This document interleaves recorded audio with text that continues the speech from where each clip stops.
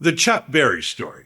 I guess it's the mid 80s. I have a marketing firm with Gary Cavalli in Palo Alto, and we were doing some work for downtown San Jose. As a matter of fact, I wrote a campaign for them called Worth the Hassle, which of course it wasn't and still isn't, but that's another story. But we did a benefit for, I believe, the downtown committee or something. I don't remember who it was for, but it was a concert at the San Jose Center Performing Arts, and we opened with the San Jose Symphony, which is a wonderful idea, and then followed by Chuck Berry. Now, the idea was what ELO did, where they took the beginning of Beethoven's Fifth and then went into Roll Over Beethoven. That's what I wanted to do, but it turned out it didn't work out because Chuck was a little late. And if you've ever booked Chuck Berry, trust me, you'll run into people in any walk of life who say, I mean, Puerto Rican nuns going, oh, you don't want to book Chuck Berry. Everybody has a terrible story. Cash in advance, $25,000 in a bag, in currency. You don't meet him at the airport. He used to drive a white Lincoln by himself. He'd come on and he would do 45 minutes. That's it. But which is reasonable because that's a lot of Chuck Berry music. So anyway, the symphony plays, Chuck's there, he comes out, and I'm sitting next to Mayor Tom McHenry. So Chuck at one point does Rocking and Reeling. Now, Rocking and Reeling is a tune from the 50s. It has some rather risque lyrics. One of the lyrics that I wondered if he would end up doing was, we boogied in the kitchen, we boogied in the hall. I got some on my finger and I wiped it on the wall. Well, sure enough, he does it. Tom McHenry jumps up, screaming, applauding. The crowd goes crazy, and I'm saying to myself, oh, go figure, Chuck Berry. The AT&T Pebble Beach National Pro-Am. I've covered it since 1993 for various radio stations, and a couple of quick stories. One is, every year I had a word with Tiger Woods, and the word was no. So that was a very quick story. Actually, the first year I did it was 93, and Trump was there. And I was doing a morning show for KMBY, and I had a little piece of paper that said, you're listening to the ultimate morning show with Jacobi and Kelly. And I would have whoever I was interviewing read it. So I'm talking to Trump, and I said, hey, can you read this for me? He goes, what do you mean? And I held it out, and he goes, I said, Donald, that's not that tough. Finally, he figured out, and unfortunately, I think the tape disappeared or self-destructed. But my favorite story, I was sitting in the tap room one year with Jimmy Connors, and we're chatting, and all these beautiful women keep walking over to the table. And I say to Connors, I hope they're not bothering you, Jimmy. He goes, you know, Mike, I think they're coming to see me. And I went, oh, yeah, you're right. So Kenny G walks over. And Connors goes, Kenny, how are you? And he goes, good. And he says, Kenny, say hello to Jacobi. He's with the local jazz station. He's doing interviews. So Kenny says to me, oh, are you going to interview me? And I say, why would I? I'm with a jazz station. At which point he walks away and Connors looks at me and said, there goes your credential. January 4th. Long ago, and not so far away, KFJC Foothill College, Los Altos, 1970. Still talking after all these years. January 9th. Happy trails to my dear friend David Andrus, an original member of China Fest, a regular guest as Mr. Blue Skies on my radio program, and a very special part of my New York mob. I love you, buddy, and will treasure your memory. Sleep well, tough guy. February 14th. Happy Valentine's Day to the lovely and talented Mrs. Jacobi and the equally lovely and talented Mrs. Spalletta, along with all the lovely and talented folks in your lives. February 19th. A lovely memory from 9 years ago in Puerto Vallarta. Although I suppose some folks will say that a photograph of me with a reptile is just a bit redundant. March 25th. Let me see if I have this straight. Putin blames the terrorist attack on Ukraine. Hamas blames the hostages for not having better locks on their doors. And Trump blames Stormy Daniels for not holding the check. If that all makes sense to you, do me a favor, go outside and tell me what the color of the sky is in your world. Go figure. April 7th. The young woman who for me is the embodiment of joy has a birthday on April 8th. Yes, the lovely and talented Kate Spalletta is wrapping up a European tour with Tsunami Bomb, where it's April 8th right now. Of course, she'll be home tomorrow, and it'll still be April 8th. Oh, I'm confused. I hope she's having a good birthday, because I'm getting a headache. Happy birthday, baby. I am proud beyond words. June 15th. They say it's your birthday. Well, it's my birthday too, yeah. 72. Not a bad number in golf, passing score at the DMV, and a couple of years away from being able to walk for president. At my age, Lord knows I've been there and done that. The Lord also knows that I would like to stick around long enough to go there and do that. Yet I'm no fool. My bucket list is longer than the time I have left.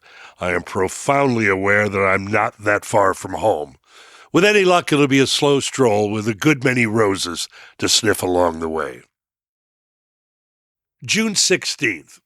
I'm going to let you in on a little secret. If you're a dad, you are well aware that fatherhood, at its core, is about firsts. Their first step, their first words, their first drive, their first love. Those memories are why we will never truly be alone. Happy Father's Day. August 21st. A couple of my buddies, when they were pups, and I was still considered barely a senior. Spoiler alert, they are no longer pups. November 4th. Reunited and thinking of them. No one, and I mean no one, was more instrumental in the evolution of American popular music than Quincy. For so very many musical genres, he was the world. Sleep well. Election Day, November 6th. But if you try sometimes, you just might find you get what you deserve. November 11th. I am not a veteran, although I am more than grateful for their service and their sacrifices. Veterans, more than any other group, were and are responsible for the rest of us having been free to celebrate or complain on Election Day. I find this photo of soldiers heading into the dark, unknown waters particularly apropos. Things may be better. They may be worse, but we won't know until we get to the beach. Godspeed, America. December 8th. Warm birthday wishes to Kennedy, my son, who is one of the most talented people I've ever known. Musical prodigy, terrific chef, good golfer, Yankee fan, and creative genius. Although since this photo was taken in July, you got to question his fashion sense. Happy birthday, Jackie boy. Love you. So if you know me, you know that for a very long time I've been a creature of habit. Some of those habits, mercifully, I gave up. But others I still have. We go to New York every year, and normally it's April. I've been doing it for the last 30 years. So we always take the red eye back and stay at the Washington Square Hotel as of late in Greenwich Village.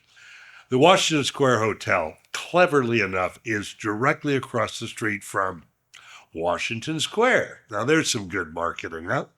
So I always get there. Since we take the red eye, I normally get 2 or 3 hours to kill before we can check in. So I always walk across to Washington Square and smoke a cigar. And normally, at 8 o'clock in the morning, there's maybe 15 people in the park. So this Saturday in April, I walk across and there are 5,000 people in the park. And it was 4:20. Then I realized that, and I smelled more weed than I've ever smelled in my life. I walked through the park and I wanted to have a bag of Fritos. Actually, a guy came up to me and said, "There's no smoking with my cigar, no smoking in the park." And I said, "Are you kidding me?" He goes, "Yeah, I guess you're right." So the other story, the true story, a homeless fellow came up to me and said, Give me some cash, or you haven't got any cash, sir. And I said, no. He says, bullshit. I said, no, no, wait a minute. Nobody carries cash anymore. Everybody carries credit cards. He goes, that's not true. I said, I'll prove it to you. Have you got any cash? He goes, well, no. I said, well, there you go. He actually bought it. Deja vu again.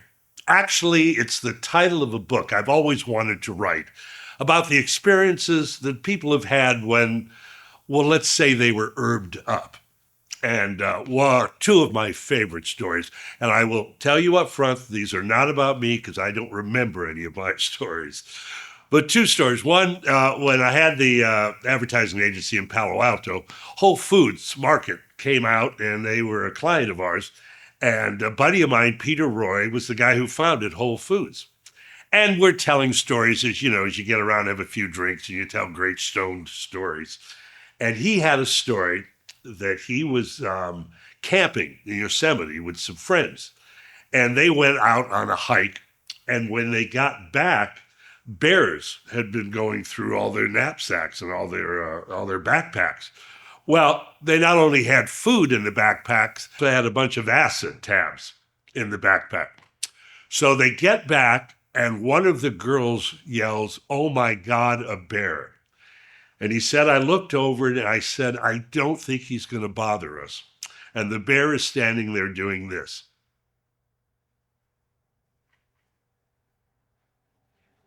So they were safe, apparently. The other one, I had a guy that did overnights for me in radio. And he told a story when they were in the service, where they're driving around, they're drinking, they've got 2 or 3 joints. It's the middle of the night. And someone yells, Jack in the Box. Boom. They pull in, roll the window down, 9 bonus jacks, 4 fries, some tater tots, and 3 milkshakes. Roll the window back up, burn another one. 45 minutes goes by. Now, it turns out they weren't at Jack in the Box. They were at a car wash, and they've been talking to a vacuum cleaner. Deja vu again. This is the epilogue. Originally I'd planned to end the epistle this year by reciting from a letter that I had written President Obama on his election. I'm not going to do that. So, we can turn the teleprompter off. Let me speak from the heart for a second, which I have been, but this is a little bit more to the point. A little advice to the newly elected president. Now, Mr. Trump, I know that you're a populist, and I know that you want to be liked. And trust me, when it comes to narcissism, I don't live in a glass house. I live in a glass subdivision, so we have something in common. But I have 2 words for you in the form of a question. Why not? Why not do something that is popular to the American public that they would really welcome? For instance, tell the real story of Area 51. Why not? Tell us who killed Jack Kennedy. Why not? Everybody wonders. Why not outlaw automatic weapons? Why not be in favor of background checks? Why not let women control their own bodies? Why not? Why not have a legacy of redemption and not retribution? Why not? Well, I'm sure that'll make a difference and fall on some deaf ears. Anyway, that's going to do it. As always, and I can't underline this, highlight it, shoot off fireworks enough, thanks to my friend Kyle Chesser from Hands On Photo, who always manages, well, that new app he has that takes 20 pounds off is amazing, but always manages to make me look okay and to be such a special part of this epistle every year. We've been doing this, I guess, 30 years, and hope we'll be doing it for a few years longer. So as always, let me end by saying, go hug your partner, kiss your dog, pet your... No, wait. Well, reverse that. But go have yourself a happy Hanukkah, bitchin' Kwanzaa, and as always, have yourself a merry little Christmas.